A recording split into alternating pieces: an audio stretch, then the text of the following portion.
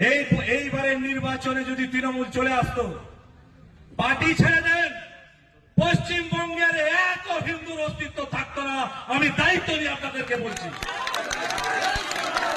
পশ্চিমবঙ্গে হিন্দুদের ভৌগোলিক মানচিত্র বদলে দিত এরা।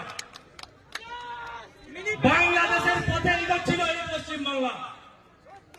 3-4টা রাজ্য চলে গেছিল, জেলাগুলো প্ল্যানিং হয়ে গেছিল তাদেরকে বাংলাদেশে অন্তর্ভুক্তি করা। আপনি ভাবতে পারেন দুর্গাপূজা উদ্বোধন করে মুখ্যমন্ত্রী হিসাব করে আমাদেরকে এগুলো চোখে দেখতে হয়েছে। মুর্শিদাবাদের মতো জায়গায় দুর্গাপূজার প্যান্ডেলে পোস্টার টাঙিয়ে দিয়েছে যে যখন যখন নামাজ পড়া হবে তখন পূজা পাঠ বন্ধ রাখুন। ভাবা যায়? এগুলো ভাবতে পারছেন? মা কালীর মুন্ডু কাটা প্রিজন ভ্যানে তুলতে হয়েছে। এই পরিবেশ তৈরি হয়েছে। আর নারীদের নিরাপত্তা তো ছেড়ে দিন।